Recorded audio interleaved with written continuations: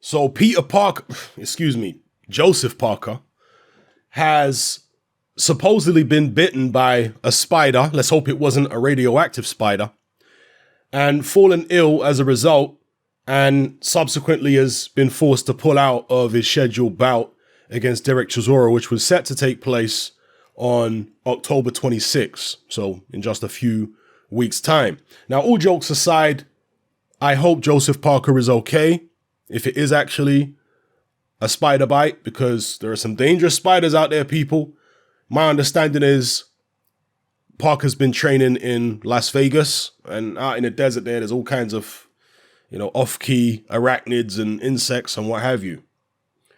But understandably, whenever a fighter pulls out so close to fight night, there is a large minority of, and sometimes majority of, the boxing public who express skepticism as to the veracity of the excuse given for withdrawing from the fight, because it's just the fact that fighters do from time to time pull out of fights with bogus reasons, made up excuses. It happens. A good example might be when David Haye pulled out of his fight against Manuel Charr, citing a hand injury. But just a couple weeks later, he signed to fight Tyson Fury after seeing Fury on the deck against Steve Cunningham. How many of you believed David Haye's injured hand story and using that as an excuse for pulling out against Manuel Charr? Again, you guys make up your own mind about that. Anyway, the hunt is on for a replacement opponent. They're still hoping that Dereck Chisora can fight somebody in a competitive matchup rather than just putting him in there against the journeyman, a knockover job, because at the end of the day, they're still hoping to keep this show on as a pay-per-view. But in a couple of interviews since this news broke, Eddie Hearn has conceded that this show might not be pay-per-view if they can't find a suitable replacement for Joseph Parker. So Hearn's going to be out there offering fighters probably over the odds money, truth be told, because it puts the fighter who you're approaching in a position of power, because they know you're desperate to save the show. So they're going to demand more money than you would normally want to pay him. So one of the people who's put their name forward immediately is Michael Hunter. Should be an easy fight to make as long as Dereck Chisora and David Haye won it, because he's a matchroom fighter, has gloves, will travel. He's fought in the UK before. He's already in training because, well, he keeps himself in shape year round, really. But he wouldn't have started training camp for Saudi Arabia, December 7th, to fight Povetkin. So, perhaps he isn't in full-scale training, but he's a guy who stays in the gym. He's a gym rat. He just fought fairly recently against Kuzman, so he should still be in decent condition. Yeah, Michael Hunter's willing to step up and fight Dereck Chisora on October 26th. I personally think that's a pretty good replacement for Joseph Parker. He's not as well known as Parker, and it might be a hard sell. Parker would have sold more tickets against Chisora than Chisora versus Hunter. There's no question about that. But from a stylistic point of view, Hunter and Parker are similar. Parker's faster and more athletically gifted, but I would say Hunter's a bit more gritty than Parker. I think it's fair to say that. And he's obviously had some good wins. He's been in there at a high level, at least at cruiserweight against Alexander Usyk, and held his own. He just fought a big, strong pressure fighter in Kuzman, and he beat him. So, yeah, I think Michael Hunter is a very, very good, very worthy replacement for Joseph Parker against Dereck Chisora. I've got a feeling, and I hope I'm wrong, I've got a feeling that Dereck Chisora and David Haye won't want the Michael Hunter fight. That's the feeling I've got, particularly not on short notice, and particularly not given the fact that Hunter doesn't really bring anything to the table by way of increasing Chisora's market value should he beat him. Joseph Parker did. Joseph Parker is seen as, seen by most fans as a better fighter than Chisora. A fighter who really should be beating Chisora at this point. That's how a lot of people see it. So, yeah, I'm not sure whether Hunter is actually going to get the green light to fight Dereck. I suspect Dereck and David will want somebody else. Some other names which have been thrown out there. Hrgovic is a name that's been thrown out there again. I can't see that happening. David Price, to me, that seems like the obvious and natural choice. But that will be down to David Price. And also, there is an issue with the David Price fight. And the issue is that Chisora and Price are actually friends. I mean, I don't want to say they're, tight, but there's a lot of mutual respect between them going back many, many years. In fact, after David Price beat Dave Allen in a dressing room after the fight, he was saying, how much love he's got for Dereck Chisora because at the lowest points of his career, when people were telling him to retire, Chisora was one of the few people telling him, nah, carry on.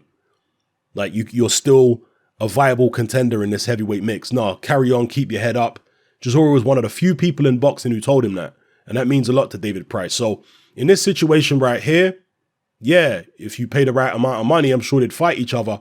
But I think it'd have to be probably more money than Eddie Hearn will be willing to pay out. I could be wrong. I hope I'm wrong because I'd like to see the fight.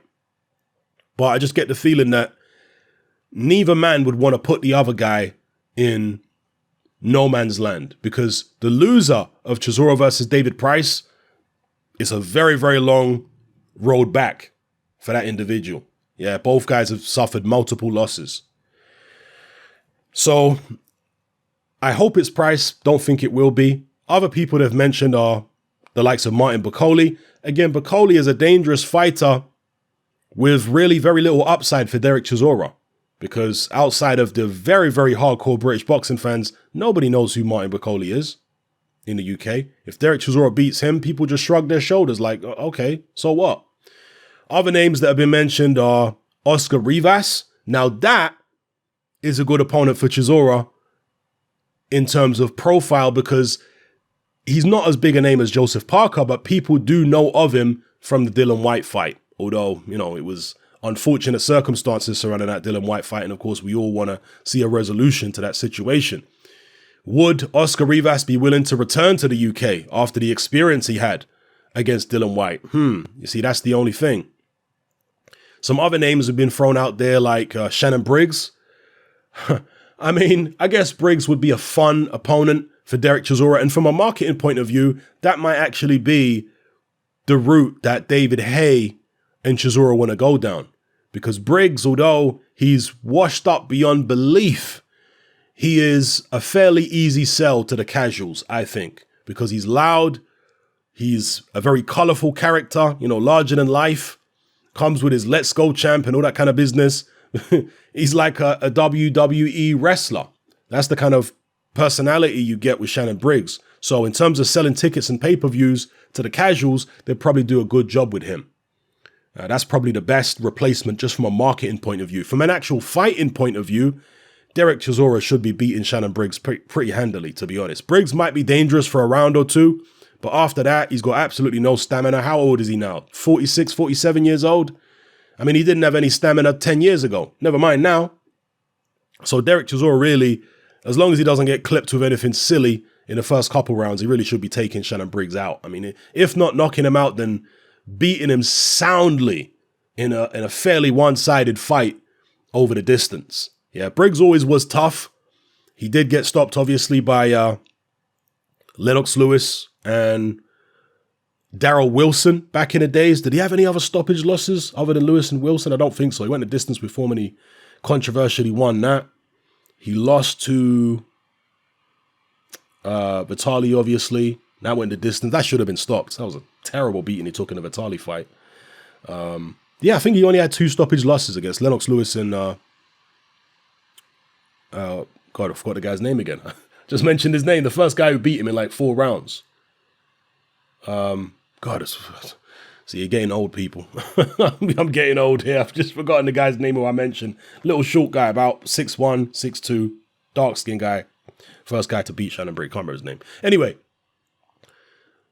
Chisora should be beating Briggs. It won't be particularly competitive after the first couple rounds, or it shouldn't be. Briggs is still going to have punching power, and he's aggressive, and he does have experience. But even in his prime, Shannon Briggs had next to no defense. So now that he's an old man, and he's pumped up, with God knows what. I mean, well, he failed a drug test fairly recently. So let's say pumped up with steroids. Would he even get licensed to fight by the British board? I suspect not, especially given his age and how long he's been out the ring. Probably wouldn't get licensed anyway, but Eddie Hearn could probably make miracles happen when it comes to the British board. If he did get licensed, like I say, don't expect much of a fight. Briggs will be aggressive for a couple rounds, but after that, he's got no stamina at all. He's got no defense. He should be a sitting duck for Dereck Chisora to just tee off on. And, the referee may step in and stop it. Briggs will probably protest, but, it'd be the right decision. Anyway, will that fight happen? I'm skeptical about that too, to be honest. So I don't know who they're going to replace Joseph Parker with. Maybe they'll just have to scrap the fight and put this as a regular Sky Sports fight night. Maybe they're just going to have to take a hit in the pocket financially. Because will Chisora be willing to still be on the card if it's just a run out? I mean, maybe. But Dereck Chisora was really looking to come and get that bag. He was looking for a payday here, which is why he made a big song and dance at that press conference and tried to embarrass and shame Eddie Hearn and Adam Smith into paying him more money or making him top of the bill. He's trying to build his own profile. And maybe David Haye, again, is not looking to put Dereck Chisora in a fight unless it's financially viable, particularly if it's risky. So I don't know what's going to happen here, people. Let me know what you guys think in the comment section below. Who do you think is the most likely replacement opponent for Dereck Chisora? Who would you like to see as a replacement opponent? Do you want to see him in there in a 50-50, in a 60-40, And when I say 60-40, I'm talking about 60-40 against, where he's the 40 and the other guy's the 60. Or do you just, not mind him having a little run out and maybe taking the Joseph Parker fight down the line? Because Parker's team have apparently come out and said that they're looking to reschedule the Dereck Chisora fight. And if they're serious, then maybe Dereck Chisora will say, okay, give me a little run out and I'll fight. Maybe Chisora would want, if he was to reschedule the Parker fight, maybe he'd want it to be on his own show so he could be top of the bill, and for Eddie Hearn to build a show from the ground up underneath Chisora versus Parker. So yeah, let me know what you guys think in the comment section below. Will Dereck Chisora still fight? Will he be in a real fight? And if so, who would you like to see him face on this show, which is in just a few weeks' time? Let me know what you think in the comment section, people. It's happening, I'm out. Join me on Patreon. I upload a minimum of 2 podcasts every single week, covering a wide variety of controversial topics, as well as live stream Q&A sessions. Take a look on screen right now at some of the podcasts I've produced so far. For just $3 a month, the equivalent of about £2 a month, you get access to all my new podcasts and my entire back catalogue of past podcasts, including my popular Confessions of a Nightclub Bouncer series. You can listen on your computer or on your smartphone or tablet by downloading the Patreon app from the Google Play Store or the App Store for free. The Patreon app also allows you to download each podcast in MP3. For less than the price of a cup of coffee, you get access to dozens of hours of exclusive content. It's easy to sign up, there's no contract, and you can cancel at any time. So come and join our community of free and critical thinkers by signing up with me here on Patreon today.